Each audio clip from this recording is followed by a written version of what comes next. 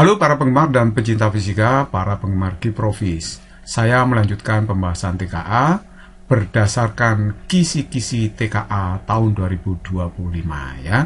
Ini bagian yang kedua sebenarnya. Nomor 1, mobil bergerak dari kota A ke selatan sejauh 5 km menuju kota B, dari kota B kemudian ke arah timur sejauh 5 km ke kota C, dari kota C kemudian ke arah utara sejauh 7 km menuju kota D, kemudian bergerak ke arah timur laut dengan arah 37 derajat terhadap arah utara ke kota E. Besar perpindahan mobil dari kota A ke kota E adalah berapa kilometer? Kita gambar dulu arah mata angin seperti ini.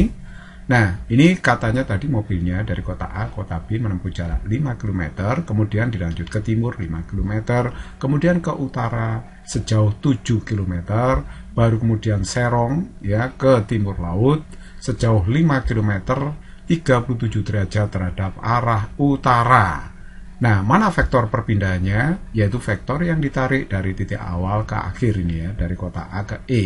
Nah, yang hitam itu adalah vektor perpindahannya, saya beri nama R ya. Sejatinya vektor perpindahan itu adalah resultan secara poligon dari 1, 2, 3, 4 vektor ini ya.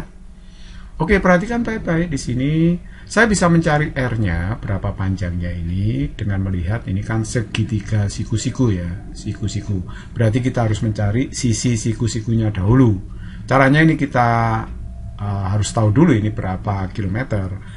Ini adalah segitiga siku-siku ya. Kalau ini 5 km, di sini sudutnya 37, ini kan 37. Depannya itu pasti 3.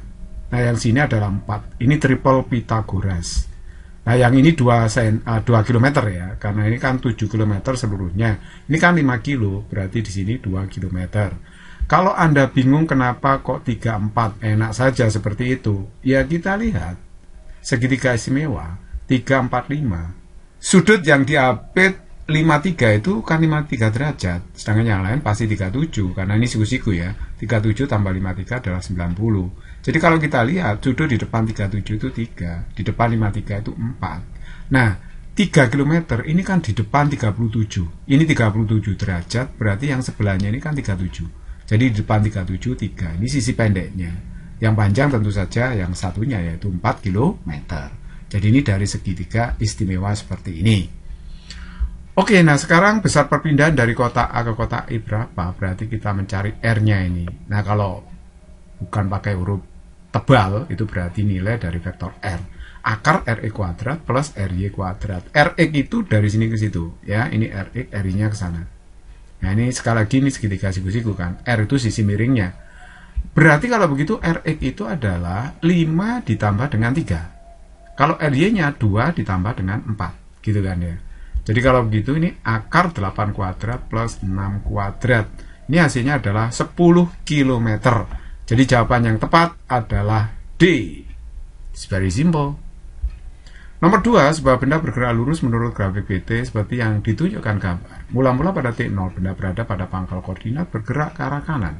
Pernyataan yang benar di bawah ini adalah yang mana? Nah, dalam selang waktu antara 0 sampai 4 sekon, benda mengalami percepatan sebesar itu. Benarkah? Coba kita lihat ya. Misalnya ini sudutnya saya tandai dengan alfa aja. Maka kalau mencari percepatan dalam selang waktu 0 sampai 4 atau di antara 0 sampai 4 itu adalah tan alfa.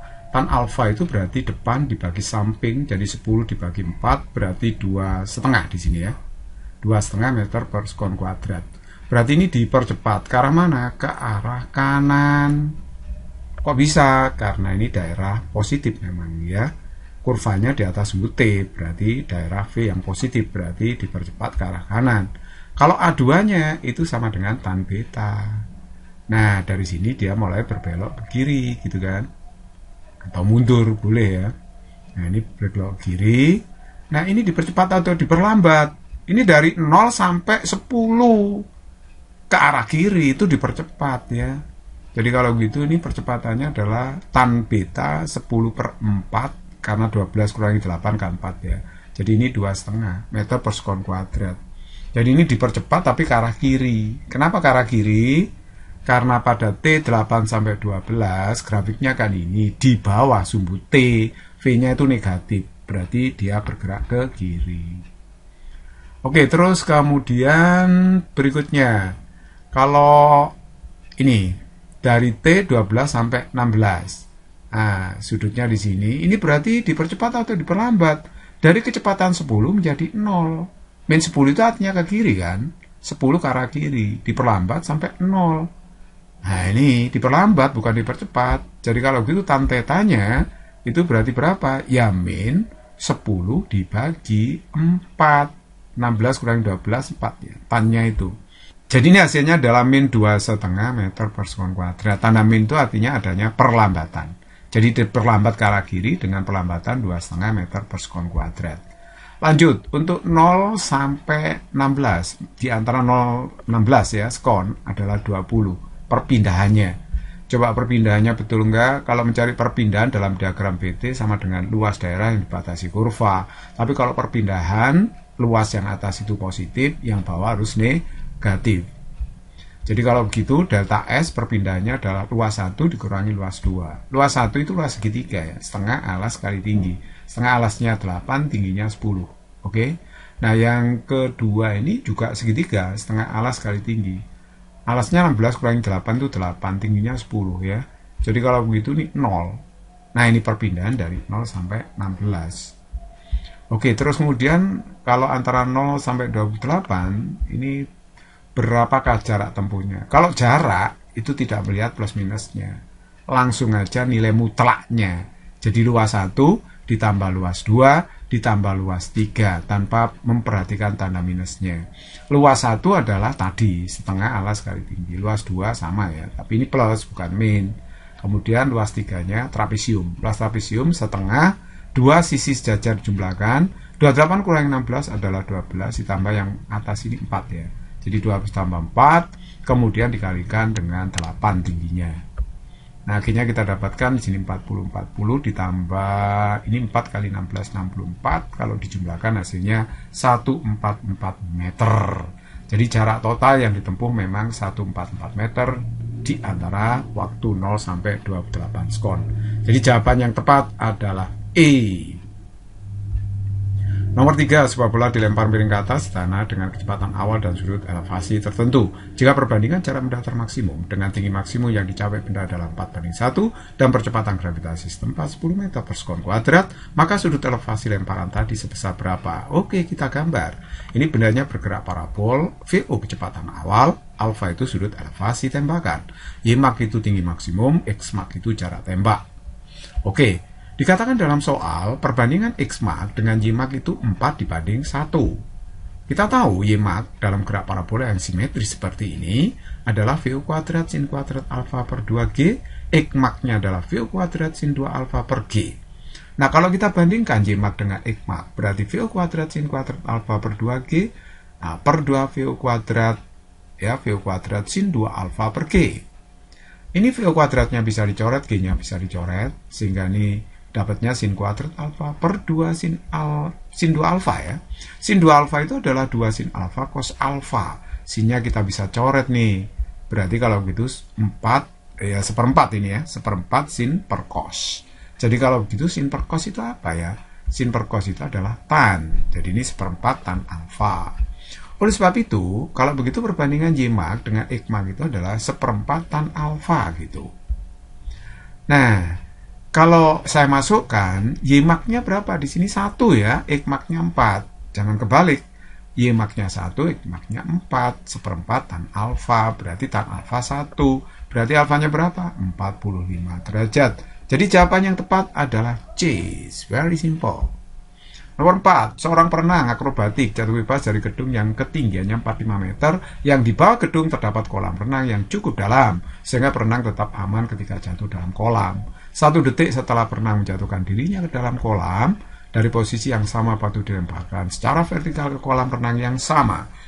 Kecepatan awal yang diberikan pada batu agar jatuh bersamaan dengan perenang adalah berapa meter per sekon? Oke, jadi kita lihat perenangnya dulu ya. Ini perenangnya menjatuhkan dirinya, berarti jatuh bebas. Berlaku GLBB SVOT plus setengah AT kuadrat, tapi A-nya diganti G. VO-nya nanti 0 ya, karena jatuh bebas. S yang ditempuh adalah ketinggian ini ya, ketinggian gedungnya. Jadi 45 meter, VO-nya 0. Nah, kali T, G-nya 10, saya masukkan, berarti ini 45 sama dengan 5T kuadrat, berarti T kuadrat sama dengan 9. Kalau begitu T-nya ketemu 3 skon. Jadi perenang itu mencapai kolam dalam waktu 3 skon. Jebur 3 skon, ya. Sekarang batunya. Kalau begitu, batu ini harus diberi kecepatan awal supaya jatuhnya bersamaan. Kalau tidak diberi kecepatan awal, nggak mungkin jatuhnya bersamaan pada kolam. Nggak mungkin itu. Jadi kalau begitu waktunya berapa? Karena batu ini telat 1 detik. Berarti untuk mengejar perenang ini butuh waktu 1 detik. Tadi perenang berapa? 3 detik. Berarti dia cuma membutuhkan waktu 2 detik batunya. Yang dilemparkan ke bawah ini. Butuh waktu 2 detik. 3 dikurangi 1 ya. Karena batunya telat 1 detik.